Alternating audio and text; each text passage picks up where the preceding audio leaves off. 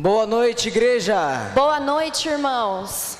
Peço que você que está no hall já vai procurando o melhor lugar para você adorar a Deus nesta noite.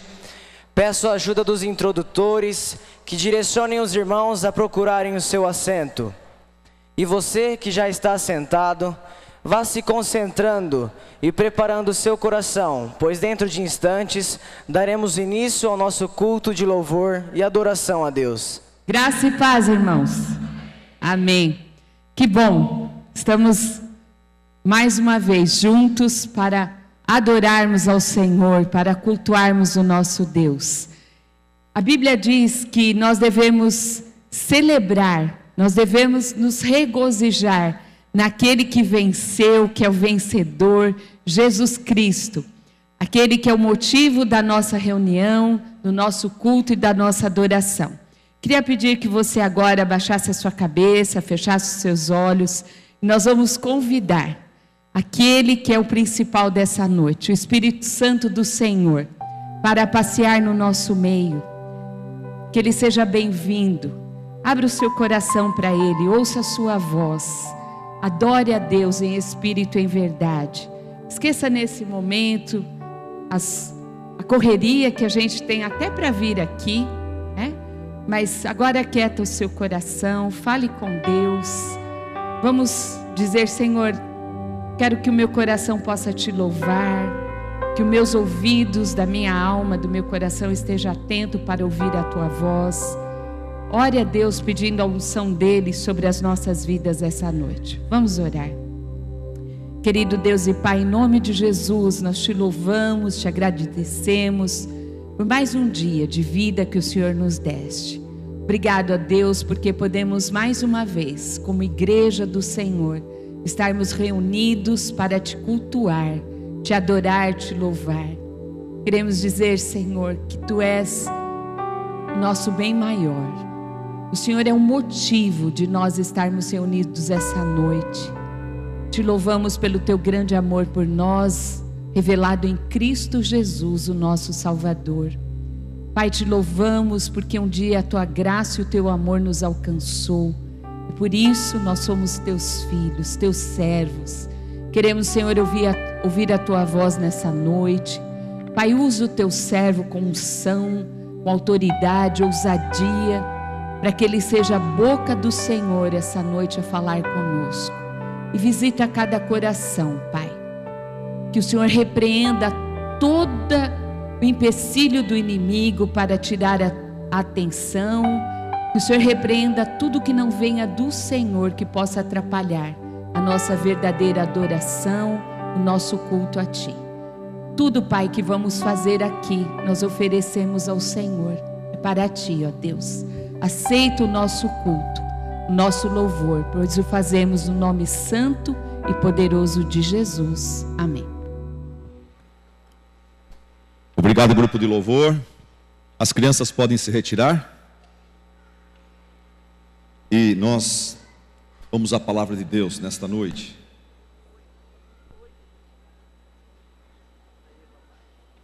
Bem-aventurado todos os que puderam cantar essa música de coração. Eu fiquei pensando em momentos da minha vida quando se fez necessário eu abrir mão de algo que eu gostava. E o que aconteceu foi que, por um momento, eu relutei, eu não quis entregar aquilo a Deus, apesar de cantar essa música desde que eu nasci. Mas o Espírito Santo foi trabalhando e me levou ao ponto de falar: ok, se Deus quer tirar isso, Ele pode tirar, eu estou em paz, eu entrego isso a Cristo. É interessante como o Espírito Santo nos fortalece. Você fica imaginando: será que eu entrego tudo mesmo? Olha, se for necessário, o Espírito Santo que está em você, ele vai te ajudar na hora. Ele vai te dar força para abrir mão, seja lá o que for, e continuar olhando para Cristo e continuar a tua jornada, crendo que o Senhor há de te guardar na sua providência. Abra sua Bíblia comigo em 1 Coríntios capítulo 10. 1 Coríntios capítulo 10. Nós vamos deixar Hebreus um pouco e vamos para Coríntios hoje, porque no Domingo passado, através da mensagem lá em Hebreus, eu mencionei este verso. Este verso está comigo desde a sua curiosidade. Tem me abençoado muito. Em vários lugares eu já preguei sobre este versículo aqui, que contém verdades muito fortes, muito relevantes para nós que enfrentamos tentações. Por isso que o título da mensagem hoje é 4 verdades sobre suas tentações. 4 verdades maravilhosas sobre suas tentações, verdades libertadoras. Hoje à noite vai ter gente aqui que vai ser liberto pelo poder da verdade. Eu não vou pôr a mão na cabeça de ninguém, não vou derrubar ninguém, mas a palavra de Deus vai derrubar mentira na sua cabeça e vai te libertar. Porque Jesus falou: conhecereis a verdade e a verdade vos libertará. Você sabia que a derrota começa no cognitivo? Eu lembro quando eu pregava para mim mesmo: você tem memória ruim, você nunca vai conseguir memorizar o nome de mais de 4 pessoas. Você é fraco para nomes. Enquanto eu aceitei essa mentira, eu não memorizei o nome de ninguém mesmo. Mas quando eu fui desafiado a tentar memorizar o nome de uma igreja tão grande quanto a nossa, eu peco, caio aqui, caio ali, mas eu memorizo. A maior parte dos seus nomes estão bem memorizados. Passe por mim na porta hoje, faça o teste. Eu vou te chamar pelo nome. O bom pastor conhece o nome das suas ovelhas, né? E eu tenho me esforçado, seguindo a ordem de Cristo, a conhecer o nome das suas ovelhas. Por isso que eu faço questão de lecionar a classe de discipulado. As pessoas estão entrando na igreja. A cada aula, no começo da aula, eu falo o nome de cada um. Hoje tinha mais de 40 lá. Hoje não fizemos esse exercício, mas normalmente eu faço esse exercício no começo da aula e incentivo os demais a fazerem o mesmo. Mas vamos a 4 verdades sobre as suas tentações. Você está meio derrotado, você tem caído aqui, caído ali, tem um pecado que te agarra, está sempre derrubando você, está estragando o seu testemunho, está impedindo você de ir para frente. Eu tenho hoje da palavra de Deus 4 verdades sobre as suas tentações. Vamos ler Coríntios capítulo 10, vamos ler versículo 1 a 13. Capítulo 10 de 1 Coríntios, começando no versículo 1. Exemplos da história de Israel. Olha o que Deus fala aqui na sua palavra. Ele fala assim: porque não quero, irmãos, que vocês ignorem o fato de que todos os nossos antepassados, os servos lá do Antigo Testamento, estiveram sobre a nuvem e todos passaram pelo mar. Em Moisés, todos eles foram batizados na nuvem e no mar. Todos comeram do mesmo alimento espiritual e beberam da mesma bebida espiritual, pois bebiam da rocha espiritual que os acompanhava, e essa rocha era Cristo. Contudo, Deus não se agradou da maioria deles, por isso os seus corpos ficaram espalhados no deserto. Essas coisas ocorreram como exemplo para nós, para que não cobicemos coisas más, como eles fizeram. Não sejam idólatras, como alguns deles foram. Conforme está escrito: o povo se assentou para comer e beber, e levantou-se para se entregar à farra, à boemia. Não pratiquemos imoralidade, como alguns deles fizeram, e num só dia morreram 23.000. Não devemos pôr o Senhor à prova, como alguns deles fizeram, e foram mortos por serpentes. E não se queixem, não fiquem reclamando, murmurando, como alguns deles se queixaram e foram mortos pelo anjo destruidor. Estas coisas aconteceram a eles como exemplos e foram escritas no Velho Testamento, na palavra de Deus, como advertência para mim e para você, sobre quem tem chegado o fim dos tempos. Assim, aquele que julga estar firme, cuide-se para que não caia. E agora o nosso verso: não sobreveio a vocês tentação que não fosse comum aos homens, e Deus é fiel, Ele não permitirá que vocês sejam tentados além do que podem suportar, mas quando forem tentados, Ele, Deus, lhes providenciará um escape para que o possam suportar. Mais uma vez, versículo 13: não sobreveio a vocês tentação que não fosse comum aos homens. E Deus é fiel. Ele não permitirá que você seja tentado além do que você pode suportar. Mas quando você for tentado, Ele, Deus, lhe providenciará um escape para que o possa suportar. O assunto nosso hoje é um assunto que nos liga uns aos outros. É um assunto que todos nós temos a ver com ele. Não importa se você é rico, se você é pobre, não importa se você é velho, se você é novo, não importa se você é uma criança ou um adulto, não importa se você é uma pessoa estudada, é um doutor ou é um analfabeto como Tiririca. Todos nós temos isso em comum, todos nós somos tentados, todos nós estamos expostos a uma coisa chamada tentação. O que é tentação? Tentação é todo tipo de inclinação, de sugestão, de conselho, que procura convencer você de pegar um atalho, de sair do caminho de Deus, sair da palavra de Deus, sair da vontade de Deus, violar sua consciência, a fim de levar uma vantagem, a fim de resolver um problema, quebrando a lei de Deus. Alguns de vocês aqui são tentados a beber, encher a cara, ficar meio embriagado, dar mau testemunho por aí. Eu peço para você que é membro dessa igreja, por favor, não beba bebida alcoólica em público. Tem pessoas dessa cidade aqui que entendem que o cristão não deveria se associar com bebida alcoólica, e eles ficam escandalizados quando vem um membro da nossa igreja bebendo em lugar público bebida alcoólica. Lembre-se, põe na sua cabeça uma coisa: a cerveja no nosso Brasil, ela está extremamente associada à safadeza, à sem-vergonhice. Ela está associada a happy hour. Olha as propagandas de cerveja na televisão. Nenhuma propaganda mostra uma família, pai, mãe, filhos, ao redor de uma mesa, orando e tomando uma cerveja. É sempre happy hour. É sempre homens casados ou solteiros no meio de mulheres fáceis e etc. Então eu peço para você, homem, você gosta de tomar sua cervejinha, você sabe beber com moderação. Se você for tomar, tome na sua casa. Não fique em lugar público dando mau exemplo. Eu evito fazer isso, eu não faço isso. Crentes que fazem isso dão mau testemunho e são pedra de tropeço. E sabe o que Jesus fala? Jesus fala, é melhor você amarrar uma corda no seu pescoço e amarrar uma corda a uma pedra de moinho, uma pedra grande, e lançar no profundo do mar, do que ser uma pedra de tropeço para um dos pequeninos. Amém? Alguns não deram um amém tão convicto assim, né? Mas alguns de vocês são tentados a beber. Alguns de vocês talvez são tentados a fumar, a usar drogas. Outros de vocês são tentados a jogatina. Joga por dinheiro, joga sem dinheiro, mas é tentado, é viciado em jogo. Você senta numa mesa, você tem dificuldade de sair daquela mesa. É uma coisa que te escraviza, rouba teu tempo.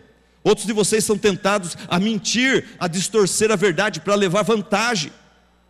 E a mentira é coisa do diabo, não é coisa de Deus. Toda vez que você mente, você está dando as mãos a Satanás. Ele é o pai da mentira. Alguns de vocês são tentados a roubar, a apropriar-se indevidamente de coisas da empresa, coisas do patrão. Apropriar-se indevidamente daquilo que não lhe pertence. Alguns de vocês são tentados a fofocar, a falar do pecado, das fraquezas dos outros, em vez de vigiar a sua própria vida e procurar se santificar, como nós pregamos hoje pela manhã. Alguns de vocês são tentados a desejar mais do que precisa. Você tem uma obsessão, uma vontade muito grande de ter mais, e você já tem o suficiente. Tem muita coisa na sua casa que você nem está usando, está apodrecendo, está envelhecendo lá, e você continua querendo adquirir mais. Isso é uma ganância, é uma distorção de valores. Alguns de vocês têm a mania, são tentados a gastar mais do que podem gastar mais do que ganham. E estão sempre causando problema para os outros e estão sempre perdendo o sono por causa disso também. Alguns de vocês são tentados a ler ou assistir materiais eróticos, materiais semi-pornográficos ou totalmente pornográficos. Normalmente, essa é uma estrada que não tem volta. A pessoa começa com material erótico, começa com uma novela que tem bastante erotismo, um filme, e depois vai para material semi-pornográfico e depois acaba afundando, porque a pornografia nunca satisfaz os seus clientes e você precisa sempre de doses maiores. assim como crack, cocaína ou qualquer outra coisa. Então alguns de vocês são tentados nesta área. Vai numa banca de jornal e logo os olhos vão para aquela seção onde tem fotografias e tem revistas semi-pornográficas ou totalmente pornográficas, e você tem que lutar com isso, é uma tentação. Outros de vocês são tentados a serem infiéis para com o seu cônjuge, infiéis para com seus filhos, infiéis para com sua igreja, infiéis para com Deus. Outros de vocês são tentados a endurecer o coração e nunca pedir perdão, nunca perdoar ninguém, e assumir sempre aquela posição de vítima. Não importa o que aconteceu, você sempre é a vítima. O seu coração sempre arranja uma explicação para mostrar que você é o coitadinho. E isso não deixa de ser um pecado, uma tentação. E normalmente a pessoa que assume sempre a posição de vítima, ele acaba se amargurando. E agora eu quero falar de outro lado da tentação. Eu quero falar agora de provações que todos nós temos e passamos por elas, e que se transformam em fontes de tentação. Eu quero falar de pessoas aqui na nossa igreja, pessoas que estão aqui nesse ambiente, que diante de um problema, diante de um obstáculo, diante de uma perda, são tentados a desanimar, são tentados a se afastar de Deus, são tentados a abandonar a leitura bíblica, a oração, são tentados a se esfriar na fé, a desistir do evangelho e da vida cristã, por causa que veio uma provação, tem um problema na família, tem um problema na saúde, e a pessoa começa a querer desistir. Ele é tentado, por causa do problema, ele é tentado a culpar Deus e a ficar bravinho com Deus e se distanciar de Deus, de Cristo, do seu reino, do seu povo. Cada um de nós é tentado numa área, cada um de nós tem seu ponto fraco, seu tendão de Aquiles, mas tem alguns de nós que parece que são tentados em tudo. Tem gente que parece que a lista fala: pastor, isso aí sou eu, é tudo isso aí. Eu tenho uma boa notícia para você. Todo mundo passa por tentações, sofre tentações. Ser tentado não é pecado. Ser tentado não é pecado, mas ceder à tentação, concordar com a tentação, cair na tentação, daí é pecado. O que eu quero dizer é que até o próprio Senhor Jesus foi tentado. Lá em Hebreus capítulo 2, versículo 18, fala: pois naquilo que Jesus sofreu, pois naquilo que Ele mesmo sofreu, tendo sido tentado, Ele, Jesus, é poderoso então para socorrer os que são tentados. Pois naquilo que Ele foi tentado e sofreu por causa da tentação, Ele hoje é poderoso para te ajudar nas suas tentações. Ele mesmo disse: vigiai e orai, para que não entreis em tentação. Nós vamos estar vigiando e orando, sempre perto do trono da graça de Deus. Hoje de manhã eu falei sobre isso. Tem gente que sofre de bobeira, é cristão e sofre de bobeira, porque não se aproxima do trono da graça de Deus. E daí vem os problemas, ele está longe da graça de Deus, ele não tem aquele socorro que Deus sempre dá para quem está perto do seu trono de graça. E o jeito de você chegar ao trono da graça de Deus é através dos meios da graça: oração, comunhão, serviço, ministério, coinonia, diaconia, evangelismo, participação na ceia do Senhor, vir a um culto como esse. É uma forma de você aquecer sua fé e se aproximar do trono da graça de Deus. E nós precisamos, não só domingo à noite, mas todos os dias, de manhã à tarde e à noite, estar se aproximando de Deus. Por isso que no meu carro eu sempre ponho músicas que me levam, enquanto eu estou dirigindo, a estar adorando a Deus, estar lembrando das verdades da palavra de Deus, músicas evangélicas que me fortalecem na fé. Não é pecado ser tentado. Jesus foi tentado e Ele é poderoso para te ajudar, para te socorrer quando você é tentado. Eu gosto de John Blanchard, ele falou assim: a tentação é algo que nunca devemos estimular. A tentação é algo que o crente nunca deveria estimular, brincar com ela. Mas o crente sempre deveria esperar por tentação, porque ela virá. Elas vêm mesmo. Bom, duas palavras. Primeiro, o texto que eu estou pregando aqui em 1 Coríntios 10, 13. Nesse texto, Deus está falando com cristãos. Ele está falando com discípulos de Cristo. Nesse texto, temos 4 verdades maravilhosas, 4 promessas, para quem já foi evangelizado, para quem já ouviu o Evangelho, a proposta de Cristo, entendeu, creu, aceitou e está seguindo a Cristo como bom discípulo. Tudo que eu vou falar daqui para frente é para quem já conhece o Evangelho. Portanto, há aqui entre nós algumas pessoas que ainda não são discípulos de Cristo. Você conhece Jesus, você até admira Jesus, mas você não segue Jesus. Essa semana você ficou mais tempo na televisão assistindo jogos da Copa do que ouvindo e lendo a palavra de Deus. Você não vem mentir para mim que você é discípulo de Cristo, você não está nem aí com Ele. Você só busca Jesus de vez em quando a coisa aperta, ou quando te dá na telha. Você não é um discípulo de Cristo. O discípulo de Cristo, ele vive cada momento da sua vida, cada situação, sempre pensando, peraí, o que Jesus quer de mim nessa situação? E quando ele se adianta e ele dá uma palavra, ou toma uma atitude que é por conta dele, e mais tarde, logo em seguida, vem o Espírito Santo e fala, olha, Jesus não faria isso que você fez, você se adiantou. Você deveria ter feito isso e aquilo. Essa é a vontade de Cristo para seu discípulo nessa situação. Mas assim é a vida do discípulo de Cristo. Tem gente aqui que não é ainda discípulo de Cristo. Eu quero que você, que é discípulo de Cristo, me ajude. Em 1 minuto nós vamos evangelizar essa pessoa. Então você que não é discípulo de Cristo, escute a mensagem pura e simples do Evangelho. E creia, e aceite, e abrace, e se torne um discípulo de Cristo a partir de agora. E o resto da mensagem você pode abraçar como promessas de Deus para você também. Igreja, me ajude, vamos evangelizar as pessoas usando um versículo conhecido por todos os cristãos, que resume o Evangelho de Cristo. João 3,16. Vamos lá? Vamos lá.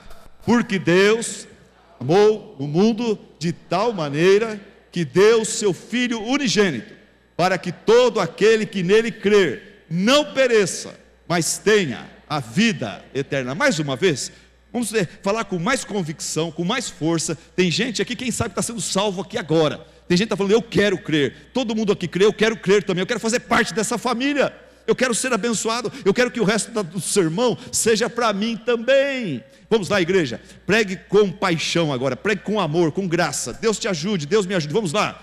Porque Deus amou o mundo de tal maneira que Ele deu seu Filho unigênito, para que todo aquele que nele crê não morra, não pereça, não vá para o inferno, mas tenha a vida eterna. Creia em Jesus, salve a tua alma. Você se preocupa tanto com seus bens materiais, com a sua vida acadêmica, você se preocupa tanto com a sua casa, com as suas roupas, com a sua aparência. Hoje, antes de vir para esse culto, você ficou em frente ao espelho, tanto arrumando isso, arrumando aquilo, puxando isso, puxando aquilo. Olha, muito bom, tudo bem, você está bonito, mas cuida da sua alma. E só existe um médico que pode cuidar da sua alma, Jesus Cristo. Se você não recorrer a Ele, não pegar a ajuda dEle, a orientação dEle, você já está perecendo, você já está indo para o inferno. Creia em Jesus. Se torne um discípulo de Cristo, custe o que custar, CQC, custe o que custar, siga Jesus. E escute agora as promessas que Cristo tem para você, nas suas tentações, naquelas situações da vida em que o diabo tem te derrubado, e tem rido da sua cara, tem feito você de bobão, tem feito você passar vergonha, tem feito você envergonhar o seu Criador, porque você cai facilmente nas tentações, nas suas fraquezas. Quais são as boas verdades, as 4 verdades libertadoras sobre suas tentações, cristão? Cristão, quais são as 4 verdades libertadoras sobre suas tentações? Primeira, não existem casos especiais. Quando a gente fala em tentação, esse verso fala que não existem casos especiais. O texto fala, não sobreveio a vocês tentação que não fosse comum aos homens. Fala comigo esse verso. Não sobreveio a vocês tentação que não fosse comum aos homens. Vamos lá. Não sobreveio a vocês tentação que não fosse comum aos homens. O que esse verso está falando? Esse verso está falando, em outras palavras, o seguinte: não existe novidade nenhuma na sua provação, nesse problema que você está enfrentando, nessa tentação ou fraqueza. Não existe nada de novidade nisso. Muitos já enfrentaram, outros estão enfrentando, outros irão enfrentar. Você não é a primeira pessoa a passar por esse problema, por essa fraqueza, e você não será o último também. Você viu o contexto, nós lemos o versículo de 1 a 13. Lá fala das fraquezas, dos problemas, das quedas, dos pecados, das vitórias do povo de Deus no Antigo Testamento, através do deserto, naqueles 40 anos, quando Moisés guiou o povo de Deus pelo deserto. E o texto fala o quê? Estas coisas foram escritas, foram registradas na Bíblia, como exemplo para vocês. As fraquezas, os problemas que você enfrenta hoje, o pessoal lá já enfrentou também. Alguns tiveram vitória, outros tiveram derrota. Alguns foram abençoados e se saíram muito bem por causa da sua obediência e fidelidade para com Deus. Outros morreram no deserto por incredulidade, por desobediência, por carnalidade, por secularização, por amarem mais o presente século do que amar o próprio Deus.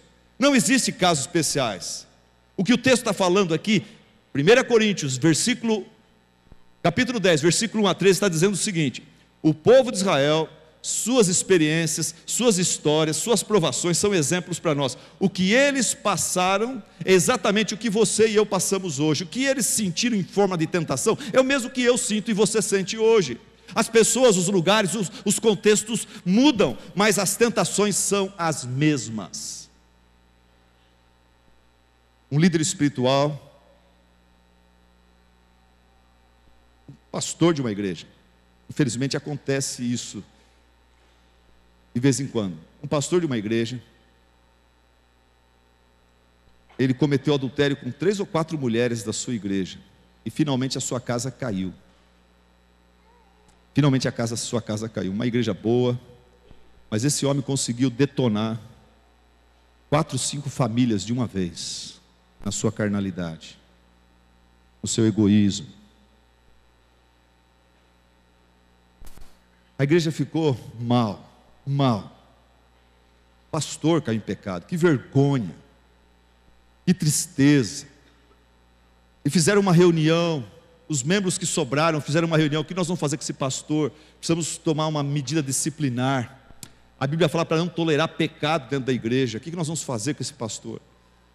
E ele mandou uma cartinha, e nessa cartinha, esse homem aí falou o seguinte, ele falou: igreja amada, querida, perdoe-me por decepcioná-los,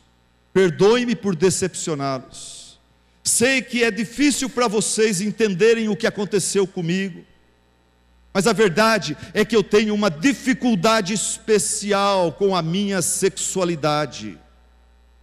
Eu estou tratando deste distúrbio e agradeço suas orações, compreensão e amor. E a igreja, diante dessa carta ridícula, não sabia o que fazer. O homem, em vez de agora de ser o instrumento do diabo, que se deixou o diabo usar a sua vida para detonar casamentos, famílias, a igreja, agora ele está se colocando como vítima, e a igreja ficou meio que, quase que entrando na dele. Coitado, ele tem um distúrbio, ele tem um problema especial na sua sexualidade. A igreja não sabia o que fazer com ele, mas Deus, através de 1 Coríntios 10, 13, disse para essa igreja e para esse rapaz o seguinte: filho, não deixa o diabo te enganar. Não existem casos especiais, não sobrevém tentação para ninguém que seja do Senhor Jesus Cristo, que não seja comum a todos os homens. A sua tentação não é especial. Para com esse papo, para com essa conversa. A moda hoje, que o diabo inseriu inclusive dentro das igrejas, qual que é? Eu piso na bola, eu tenho uma fraqueza, eu caio naquela fraqueza. A moda qual que é? Eu transfiro culpa para os meus pais. Meu problema, eu sou assim porque meu pai, minha mãe. Então eu culpo papai, culpo mamãe, culpo o pastor, culpo um professor de EBD, eu culpo um diretor de escola, eu culpo a polícia, eu culpo o governo, eu culpo a Dilma, eu culpo as circunstâncias, eu culpo o meu DNA. Essa é a última agora. Isso aqui é um problema inerente que eu tenho, eu já nasci desse jeito. Eu nasci com uma predisposição para detonar o casamento dos outros, estragar a família dos outros. Vocês têm que ter misericórdia de mim. Mas essas desculpas, elas são diabólicas. E tem gente que, se você pagar, eles vão te dar essas desculpas. Você paga, você vai lá, e a pessoa, um profissional reconhecido pelo governo, ele te dá as desculpas que você quer para continuar se sentindo uma vítima e um coitadinho. E falar para a sua família que eles têm que ter misericórdia de você. Essas desculpas são diabólicas. Por quê? Porque elas declaram que Deus é injusto, e Ele faz algumas pessoas de um jeito que a pessoa não tem opção. Ele tem que fazer aquilo, ele tem que matar, ele tem que adulterar, ele tem que ser homossexual, ele tem falar que tem gente que tem caso especial é dizer que Deus é injusto. Essas desculpas são diabólicas, por quê? Porque elas conferem a nós um falso conforto de que a culpa não é minha. A culpa é do meu pai, a culpa é do governo, a culpa é da igreja, do pastor, a culpa é do meu temperamento. A culpa é de Deus, Ele que me fez desse jeito. Esse é um falso conforto. E eu vou dizer uma coisa para vocês: tem igrejas que você vai e prega isso de púlpito. A igreja, em vez de chamar as pessoas para responsabilidade, se arrepender dos seus pecados, eles ficam xingando o diabo. E falando, é o demônio disso, é o demônio daquilo, é o demônio. E é gostoso. Vamos dizer que eu seja um marido violento. Eu bato na minha esposa durante a semana. E eu chego numa igreja e falo, isso é o demônio.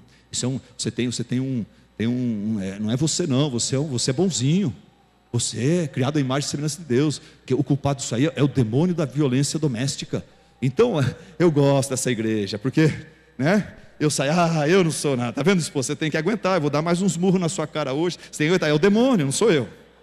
E por falar nisso, eu estou com vontade de fazer isso agora. O demônio está me dando, mas não sou eu. Você tem que me amar, ter paciência comigo.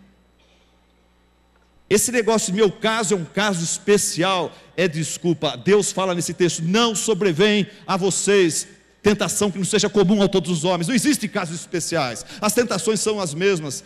Quando você aceita essa desculpa é diabólica. Ela confere para você um falso senso de que você é vítima. E quando alguém te ensina a entrar por essa porta de que você é um coitadinho, você é uma vítima, essa pessoa te confere um falso conforto e consolo, mas ela rouba de você teu senso de responsabilidade.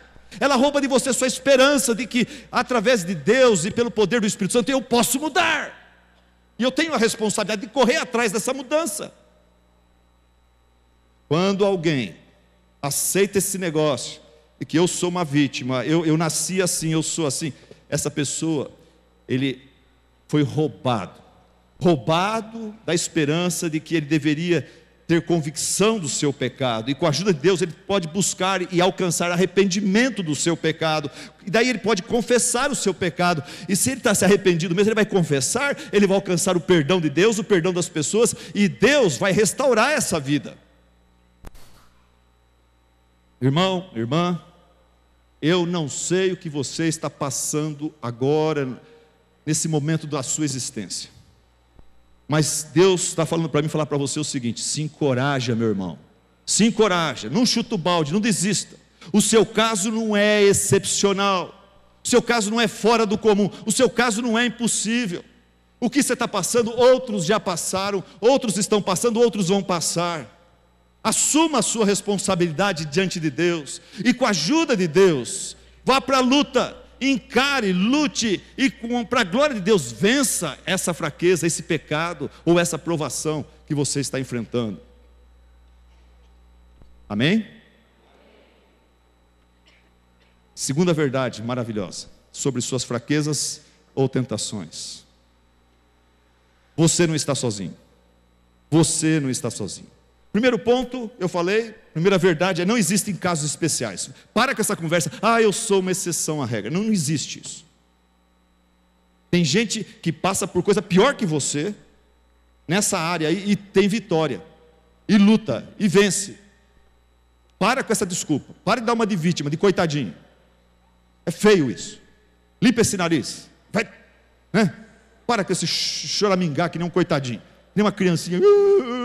Para com isso. Seu caso não é especial, não. Não sobrevém tentação que não fosse comum a todos os homens. E você não está sozinho. O verso de novo, essa parte do verso de novo, fala o seguinte: não sobreveio a vocês tentação que não fosse comum aos homens. Está falando, você não está sozinho. A sua tentação é igual à tentação dos outros. Nem todo mundo é tentado na mesma área, mas tem gente como você que é tentado nessa área que você está sendo tentado ou provado. Mas você não está sozinho, tem outras pessoas que sofrem o mesmo sofrimento que você está sofrendo. Você não está sozinho. O que eu quero dizer é o seguinte: há um conforto nisso, Eu vou explicar aonde que está o conforto. Que alguns de vocês estão falando, caramba, não vi conforto nenhum ainda. Ok, o conforto é o seguinte: você tem medo de agulha. Vamos supor, você é o tipo da pessoa. Quantos aqui tem medo de agulha? De injeção? Só os homens, olha que coisa. Tem as mulheres, né? Você é aquela pessoa que tem medo de uma agulha. Você começa a ter uma dor nas costas, e aquilo vai, você passa, todas aquelas coisas que as pessoas falam para você passar, mas não resolve. Aí você vai num ortopedista, ele faz uns exames, e você que tem medo de agulha, está sentado aqui, ele abre os exames e fala, E daí você já gela. Daí ele fala, infelizmente, o seu caso só se resolve com uma cirurgia, e precisa ser rápido, hein? Pronto, você amarela. Você tem medo de agulha, agora ele falou cirurgia nas costas, na coluna, você amarela, você treme na base, você fica todo assustado, você sai daquele consultório perdido, você está indo pela calçada assim, daí você encontra um amigo antigo seu que está indo naquele consultório lá, e ele fala, amigo, o seu amigo fala para você, caramba, você está amarelo, o que aconteceu com você? Você, Daí esse amigo chama você para o canto da calçada e fala, o que está acontecendo? Você está passando bem? E você daí conta a sua triste história para ele, e ele vai todo tranquilo ouvindo sua história, ele está até rindo da sua fraqueza, do seu medo, mas rindo com amor. E você finalmente ele arranca a camisa assim e fala, cara, eu estou voltando aqui, que eu fiz essa cirurgia faz uns 3 meses, eu estou num retorno aqui, foi uma beleza, tirou com a mão o meu problema, esse médico é bom rapaz, eu já passei por isso, o meu era pior do que o seu caso, vai dar certo, deu certo, vai dar certo para você, tchau, estou indo, estou atrasado para o médico. Você desamarela, fica mais coradinho, e você dá uma ajeitada no pulmão e tudo mais, e você fala, acho que não é tão ruim assim, não é? O fato de você saber que alguém já passou pelo que você está com medo de passar, e a pessoa está viva, está lá na sua frente, isso aí não te anima? É isso que o texto está dizendo, não sobreveio a vocês tentação que não fosse comum aos homens. Sobre tentações, essa questão tem duas moedas, Deus, você e as tentações, é um assunto que tem 2 lados, é uma moeda de 2 lados, 2 faces. Primeiro, por um lado, Deus espera que você pare de correr, de enfrentar a provação, a tentação, que você pare de dar uma de vítima e você assuma as suas responsabilidades, enfrente sua provação, sua tentação, sem inventar desculpa, sem culpar pai, mãe ou quem for. Segunda coisa, por outro lado, o outro lado da moeda, Deus ele te anima, ele te encoraja, dizendo, olha, você pode ter certeza, você não está sozinho. Se você começar a contar seu problema, você vai achar na igreja mesmo, pessoas que estão passando por problema igual ou maior que o seu. Você não está sozinho. Milhares de cristãos já passaram e venceram as águas perigosas das tentações relacionadas ao dinheiro, sexo e poder. Eles venceram, você pode vencer isso também. Para de dar uma de vítima, se encoraje. Milhares já passaram por problema, pela tentação na área de dinheiro, sexo e poder. Eles venceram, você pode vencer também. Milhares de irmãos já passaram e venceram as águas turbulentas da doença, do desemprego, das perdas, da pobreza, de ter que cair na vida, ter que mudar para um bairro pobre. Milhares de pessoas já passaram por isso e eles venceram. Você também vai vencer, se anima. O Deus deles é o seu Deus. Milhares de irmãos já passaram e venceram a fornalha do divórcio, da traição, da rejeição e da solidão. Eles venceram, você também vencerá. Por quê? Porque você não está sozinho. Você tem o seu Deus e você tem os seus irmãos que já passaram, são prova de que Deus foi fiel para com eles, Deus será fiel para com você também. E a pergunta é a seguinte, pastor, é verdade mesmo isso? Quem que garante? Quem que garante que eu não sou vítima? Quem que garante que eu sou capaz de responsável de ter que enfrentar isso? Quem que garante que eu sou capaz de vencer essa provação? Quem garante que eu não estou sozinho, que tem outros que têm esse problema também? Deus garante. Deus garante, não sou eu. Eu estou apenas falando o que eu estou vendo na sua Bíblia e na minha Bíblia. A palavra de Deus diz, não sobreveio a vocês tentação que não fosse comum aos homens. E Deus é fiel, Ele não permitirá que vocês sejam tentados além do que vocês podem suportar. Isso é uma promessa de Deus, você pode apostar sua vida nessa promessa. Não é feita por político, não é feita por pastor, é feita por Deus. As provações e as tentações, diz esse texto, elas são controladas pelo Senhor. As provações e tentações não estão na mão do diabo, estão nas mãos do melhor personal trainer, Deus. Ele olha para você e fala: você está fraquinho, você precisa crescer, você está muito folgado, você está muito preguiçoso, você está muito inerte, você está muito agarrado às coisas materiais. Deixa eu te dar um pezinho aqui, vem para a minha academia. Eu vou colocar para você um problema na sua vida financeira, mas não é para acabar com você, não é para deixar você triste, de judiar de você, é para te fortalecer, levar você a ajoelhar e orar mais, chorar um pouquinho na minha presença, entender que melhor do que as coisas materiais é a minha presença, é a minha bênção. Terceira verdade, você não pode dizer que não pode. Você não pode dizer que não pode enfrentar essa provação, enfrentar essa tentação e sair vitorioso dela. Você não pode dizer que não pode. Para acordar um pouquinho, cutuca a pessoa do seu lado e fala: eu não sei o que o pastor vai falar, mas você não pode dizer que não pode.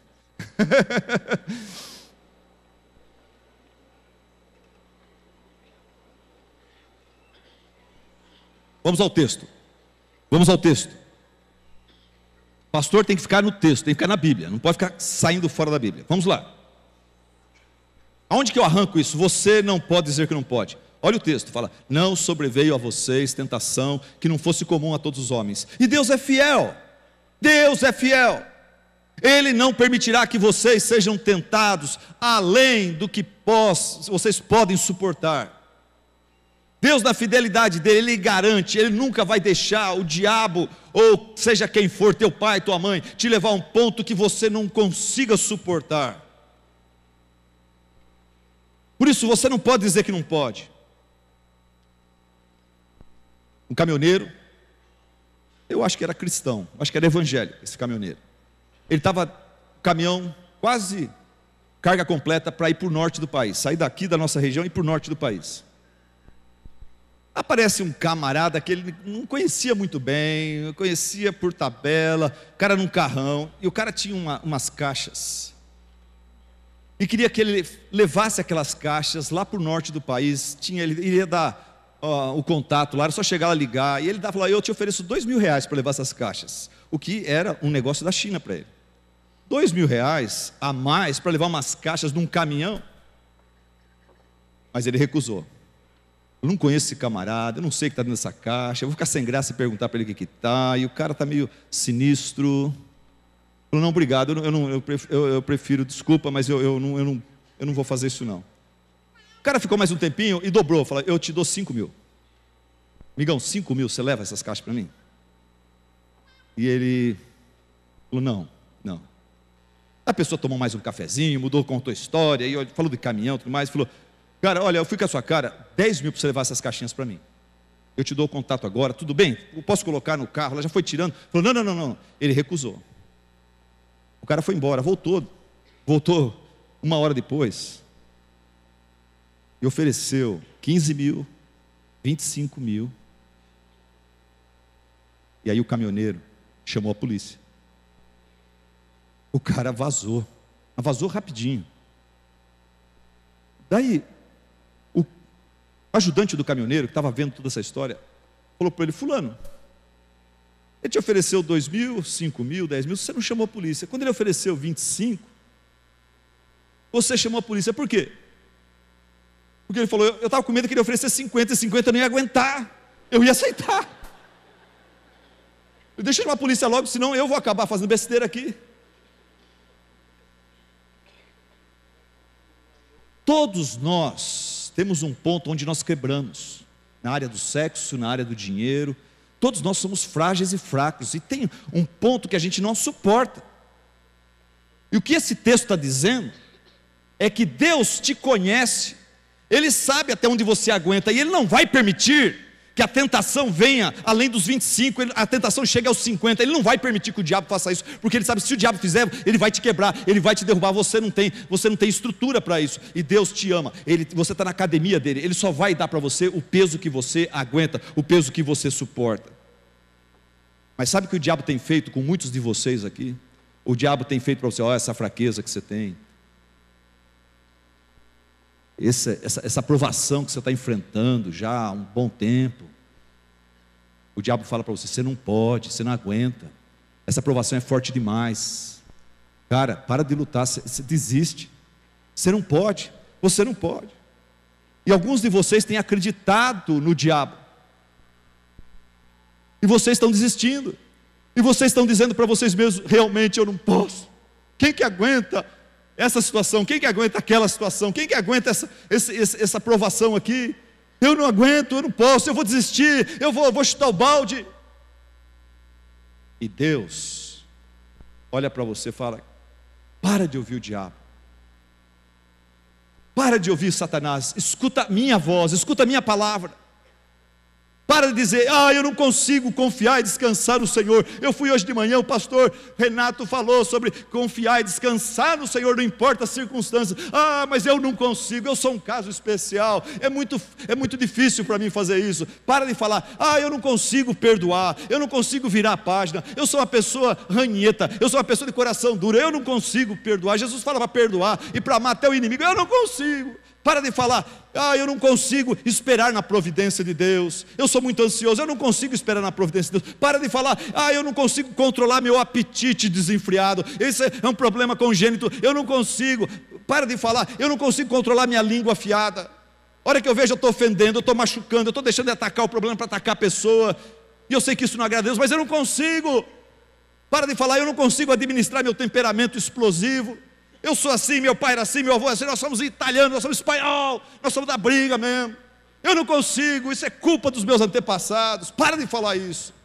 Porque nesse verso, Deus está dizendo para você: quem falou para você que você não consegue? Quem foi que disse isso? O diabo? O mundo? A carne? Escute a minha voz, pois eu sou aquele que é fiel. Eu não sou igual você, eu não sou igual seu pai, não sou igual seus políticos. Eu sou fiel, e eu já registrei na minha palavra que eu não permitirei que você seja tentado além do que você pode suportar. Para de falar: eu não posso, eu não consigo, e passe a dizer com o apóstolo Paulo: tudo posso naquele que me fortalece. Vamos falar bem forte isso? Tudo posso naquele que me fortalece. Vamos lá, 1, 2, 3. Tudo posso naquele que me fortalece. Se para servir a Deus e ser bênção, eu preciso suportar uma pessoa difícil na igreja, em casa, eu posso, com a ajuda de Deus eu posso. Seja lá o que for, se para glorificar a Deus eu preciso controlar mais meu apetite, eu tenho que olhar para Cristo e pedir talvez a ajuda de alguns servos de Deus para estar orando comigo, como eu falei domingo passado. Alguns casos a gente está tão já caído que a gente precisa da ajuda de uns irmãos para nos erguer. E por isso que Deus nos coloca dentro de um rebanho, dentro de uma igreja. Deixa o orgulho de lado e chama alguns irmãos e irmãs para orar com você, para você ter vitória nisso, com a ajuda deles. Mas para de falar que não pode. Tudo posso naquele que me fortalece. Não existe casos especiais. Pense nas suas tentações. Não existe caso especial. Para com essa história que o seu caso é excepcional. Não existe isso. Isso é mentira do diabo. Você não está sozinho. E você não pode dizer que não pode. Em último lugar, você não está num beco sem saída. Você não está num beco sem saída. Olha o que o texto fala. Não sobreveio a vocês tentação que não fosse comum aos homens. E Deus é fiel. Ele não permitirá que vocês sejam tentados além do que vocês podem suportar. Mas quando vocês forem tentados, Deus lhes providenciará um escape, de modo que você possa suportar e sair fora dessa encrenca em que você se encontra. Uma pessoa que eu vou chamar aqui de Sara, mas não é outro nome, é de outra igreja que eu pastoreei, mas eu quero proteger. Essa pessoa chegou para conversar com os pastores da igreja, eu e mais outros. Ela queria falar para nós que ela cometeu o grande erro da vida dela. Ela casou com um camarada que se dizia cristão, crente, mas na verdade ele amava mais o mundo do que a Deus. E casou, lua de mel, primeiro ano, segundo ano, ele até ia na igreja de vez em quando, nos cultos domingo à noite, não estava envolvido em EBD, não estava envolvido em célula, não estava envolvido em nada. Camarada bem que leva a Deus bem light mesmo. E aconteceu que ele acabou se apaixonando pelo seu emprego. Abriu uma pequena empresa, começou a dar um dinheirinho, dar certo, e ele acabou abandonando a igreja, Deus, a oração, a leitura bíblica, e a esposa.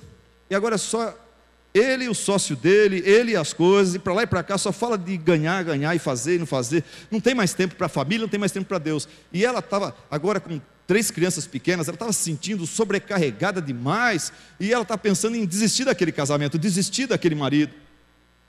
E os pastores abriram com ela 1 Coríntios capítulo 10, versículo 13, e falaram para ela: olha, você não pode dizer que não pode. Deus permitiu que você se casasse com ele. Houve erros da sua parte, mas nada acontece fora da vontade de Deus. Agora vamos lutar. Vamos lutar, você veio falar com a gente, nós vamos procurar te ajudar também, mas vamos reconquistar esse homem, tentar trazê-lo para Deus, evangelizar. Talvez nem crente ele é. Vamos falar sobre o amor de Deus para ele, mas permaneça nesse caso, não vai chutar o balde por causa disso. Tem mulheres da nossa igreja que têm problemas mais sérios com os maridos e não abandonaram os seus maridos, porque você pode abandonar e achar ruim com o seu marido por causa disso. Vamos ficar firme. Explicamos esse verso para ela: você não pode dizer que não pode. Sabe o que ela falou? Eu não posso dizer que não posso, pastor? Então, pelo que eu vejo, eu estou num beco sem saída, hein? Pelo que eu vejo, eu estou num beco sem saída. Estou mal casada e não posso partir para um casamento mais feliz.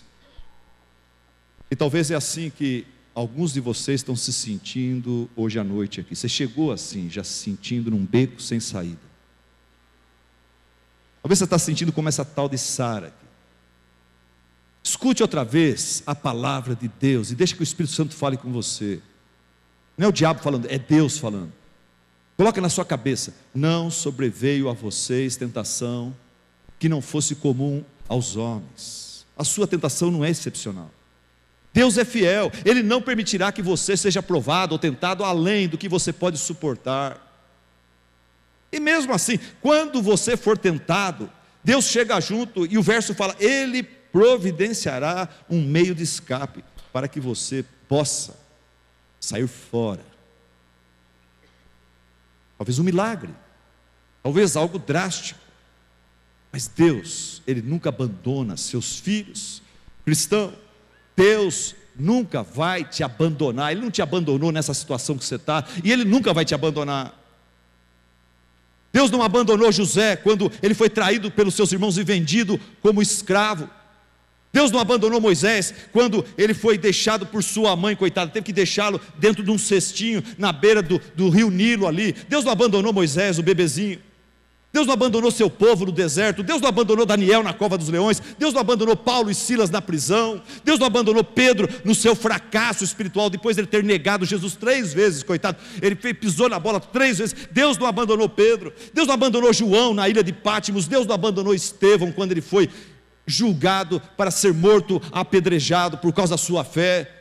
A Bíblia fala que ele ficou cheio do Espírito Santo na hora do apedrejamento, e ele levantou os olhos aos céus, e ele viu a glória de Deus. Naquele momento a glória de Deus foi o suficiente para confortá-lo, para aliviar sua dor, e ele morreu dizendo: vejo os céus abertos, e o Filho do Homem em pé à direita do trono do Pai. E ele morreu intercedendo por seus executores. Deus não abandonou Moisés, não abandonou Pedro, não abandonou João, não abandonou Estevão, Ele não abandonou Esther. Eu quero falar de uma colega minha e da Vange, uma irmã em Cristo, chamada Esther. É um exemplo não do Velho Testamento, é um exemplo dos dias de hoje, que Deus colocou na minha vida. A Esther fez parte do nosso grupo de jovens, muitos anos atrás, quando eu, a Keire, o Naor, Gessé e outros jovens formamos um grupo de louvor, de evangelismo, lá na nossa igreja em São Paulo, na Zona Norte. Chegou a Esther. E a Esther mais para frente passou por um divórcio. Daí Deus fez um milagre na sua vida. Após 2 anos divorciado, Deus trouxe seu marido de volta, meu amigo Rubens, é meu amigo até hoje, irmão em Cristo. E Deus teve o privilégio de ir na nossa pequena igreja em São José dos Campos, uma igreja que nós estávamos plantando, começando aquela igreja numa garagem. A Esther veio de São Paulo para estar perto de irmãos que pudessem fortalecê-la, ajudá-la e tudo mais. E Deus restaurou o seu casamento, mas ela voltou, ela já tinha 2 filhos com o Rubens. Quando ela foi restaurado o casamento, eles tiveram mais 2 filhos. Até eu queria mostrar a foto dos filhos dela, que está no PowerPoint aí. O Diego, o Davi. O Diego e o Lucas são os 2 maiores atrás. Depois tem o Lucas e a Júlia, que nasceram após a restauração do casamento. Nossa igreja era muito feliz com esse casal, tudo mais, mas a Esther teve uma doença terminal. Essa doença foi rápida, ela foi consumindo a Esther. Em questão de 8 meses, a Esther partiu para estar com Deus. Mas umas 3, 4 semanas antes dela partir para a glória, ela estava na nossa casa, em Bragança Paulista, ano de 1995. Ela estava em nossa casa, tomando café da tarde conosco, na base de remédios e tudo mais, a gente tomando café ali, e ela bem fraca, mas podendo falar e com consciência. E a gente está falando da morte, falando, ela sabia que iria morrer, tinha poucos dias. E ela falou para mim uma coisa muito importante. Ela falou: pastor, isso que o senhor pregou na nossa igreja sobre que Deus não abandona os seus filhos, Ele nunca abandona os seus filhos, isso é verdade.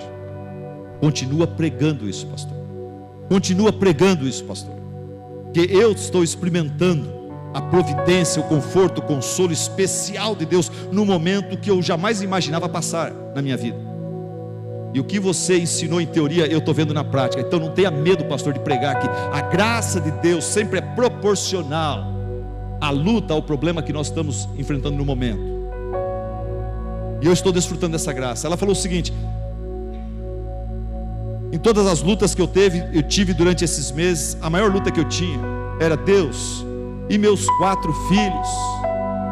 Quem que vai cuidar deles? Deus, me dá sobrevida para eu cuidar dos meus filhos. E isso era o que mais doía no seu coração quando ela pensava na morte. Engraçado que ela não pensava no marido, ela pensava nos filhos. Acho que ela falava: o marido vai casar logo, ele é bonitão, tal, mas ela pensava nos filhos. Mas naquele dia que ela estava falando: pastor, continua pregando sobre a graça de Deus, continua pregando que Deus não abandona os seus. Ela falou: sabe por quê? Essa semana eu tive um momento muito especial com Deus, e eu conversei com Ele sério sobre os meus filhos. Enquanto eu me derramava na presença de Deus, preocupada com os meus filhos, o Espírito Santo inundou meu coração com uma alegria, com uma paz e com um conforto, me assegurando que os meus filhos estariam, se eu partisse, meus filhos estarão nas mãos de Deus, e eu não preciso me preocupar com ele. E pastor, o senhor acredita que eu estou aqui falando com vocês, prevendo que eu vou morrer logo, e tranquilo quanto aos meus filhos, quanto ao meu marido? Isso foi há quase 20 anos atrás. Ela faleceu, e Deus é fiel. Deus, o que Ele prometeu para Esther, Ele tem cumprido. Eu tenho uma outra foto dos filhos. Olha eles em 95, olha eles agora em 2014. O Lucas já é casado. O Davi trabalha na Editora Fiel, é um pequeno missionário. A Júlia está indo bem, tá uma professora de inglês, está indo bem, vai casar logo também, muito bonita. E eu vou ter o privilégio em agosto de fazer no dia 2 o casamento do Diego, que nós consideramos como nosso sobrinho. O que eu estou pregando para você hoje aqui não é uma historinha da carochinha, não é uma teoria religiosa. Eu estou pregando para você a palavra de Deus, a promessa de Deus que é verdadeira, o Deus que é fiel. O que Ele promete, Ele cumpre. Eu não sei o que você está passando, mas você não está num beco sem saída. O Senhor, na sua providência maravilhosa, no seu poder, Ele tem capacidade, a hora que você menos esperar, a hora que Ele vê que você não vai aguentar mais, Ele tem uma forma de virar a mesa. Ele tem uma forma de te tirar dessa situação, e te confortar, e te consolar, e te honrar, e te dar a vitória que você precisa. Eu quero ler para você um texto do Antigo Testamento. Eu quero que você me escute com o seu coração. O povo de Deus estava com esse sentimento de que Deus os havia abandonado. E no Velho Testamento, no livro de Isaías, o próprio Deus olha para o seu povo e fala assim: mas agora assim diz o Senhor, aquele que os criou, aquele que o formou, ó Israel, meu povo, não tema, pois eu o resgatei, eu o chamei pelo nome, você é meu. Quando você, Israel, quando você, meu filho, atravessar as águas, eu estarei com você. Quando você atravessar os rios, eles não o encobrirão. Quando você andar através do fogo, você não se queimará, as chamas não o deixarão em brasas. Por quê? Porque eu sou o Senhor, o seu Deus, o Santo de Israel, o seu Salvador. Visto que você é precioso e honrado à minha vista, e porque eu o amo, eu darei homens em seu lugar e nações em troca da sua vida. Portanto, não tenha medo, Israel, não tenha medo, meu filho, porque eu estou com você, mesmo quando você não me vê, mesmo quando você não sente a minha presença, eu nunca te deixo, eu nunca te abandono num beco sem saída. Discípulo de Jesus Cristo, hoje você está no meio de uma provação que envolve o seu namoro, o seu noivado, o seu casamento, a sua família. Qual o seu problema hoje? Qual a provação que você está enfrentando hoje? Será que é na sua vida financeira? São dívidas? São perdas? São frustrações? Qual a provação que você está enfrentando aqui hoje? É com a sua saúde? São dores, são doenças, remédios, incertezas? Qual a provação que você está passando hoje, filho de Deus? É na sua vida espiritual, no seu ministério? São problemas, fraqueza, tentações, desânimo, falta de fé? Você está passando hoje, querido irmão, irmã, por um problema que parece grande demais, forte demais para você. Você está com medo que você não vai dar conta, que você vai acabar caindo, você vai acabar chutando balde, desistindo. Deus te trouxe aqui para ouvir da minha parte essa palavra para você. Não dê ouvido para o diabo, não dê ouvido para a carne e para o seu coração que é tendencioso, e nem para o mundo. Eles querem que você desista, eles querem que você chute o balde, eles querem que você se entregue, eles querem ver você deprimido. Olhe para Jesus, olhe para o Deus fiel, olhe para aquele que na cruz, por sua causa, sofreu grande oposição, escárnio, vergonha e dor. Olhe para aquele que enfrentou o Calvário, a tortura da cruz. Ele morreu, ele venceu por você, e ele está sentado à destra de Deus, intercedendo agora mesmo por você. Escute a voz dele, não a voz do diabo. Escute a voz dele e não a voz do seu coração. Escute a palavra dele e creia, e viva por essa palavra. E a palavra dele diz para você aqui hoje à noite: seu caso não é especial. Está difícil? É duro, mas tem muita gente que já passou por isso e venceu. Você pode vencer também. Outra coisa, você não está sozinho. Você acha que é só você que tem problema, só você. Não, você não está sozinho. Muitas outras pessoas estão agora mesmo, talvez nesse auditório, sofrendo coisas iguais a que você está sofrendo, ou piores. Você não está sozinho. Outra coisa, Deus é fiel, e Ele garante: você não vai ser provado além das suas forças. Eu sei, você está com medo que vai chegar um momento que você vai quebrar, que não vai dar, que você não vai ter estrutura. Não, Deus é fiel, Ele não vai permitir que essa provação chegue no ponto de te quebrar, de te matar, de acabar com você. Fica tranquilo, confia no teu personal trainer. Outra coisa, você não pode dizer que não pode. Chacoalha a poeira. Para de dar uma de vítima. Encara o seu problema. Encara com o Senhor, com a ajuda talvez de irmãos em Cristo. Por que ficar sofrendo sozinho e falar: ninguém vem orar comigo? Para de falar isso. Você chama os irmãos para vir orar com você. 2, 3 irmãos. Fala: eu preciso. Vocês têm tempo nessa semana? Um dia à noite, um dia de manhã, um dia à tarde. Eu preciso só de orar, desabafar um pouco e orar. Eu estou precisando de ajuda. E outra coisa, Deus falou para nós aqui hoje: você não pode dizer que não pode. E por causa do amor e da providência de Deus, pode ter certeza, você não está abandonado num beco sem saída. Quando você menos esperar, o Senhor vai vir em socorro e fazer um milagre na tua situação. Vamos colocar em pé e vamos ao nosso momento de intercessão. Eu acho que muitos de vocês precisam vir aqui agora à frente, se ajoelhar e se prostrar. É o nosso dever orar e clamar ao Senhor, chegar até o trono da graça, deixar o orgulho e com humildade chegar: Senhor, aqui estou eu mais uma vez, atrás da tua presença, porque na tua presença há bênção, na tua presença eu encontro o socorro, o milagre que não há em mim mesmo, não há em homens. Vamos ao nosso momento de intercessão. Nós exaltamos, Senhor, o teu santo nome. Te louvamos, ó Deus, por tudo aquilo que vimos e ouvimos. Ó Deus, abra a nossa boca, ó Deus. Levante, ó Deus, todo aquele desejo que há em nós de servir o Senhor, Pai. Senhor, nós te louvamos porque o Senhor não nos trata conforme o nosso pecado, mas conforme a tua misericórdia, ó Deus. E o Senhor, dia após dia, tem sido fiel ao Senhor mesmo.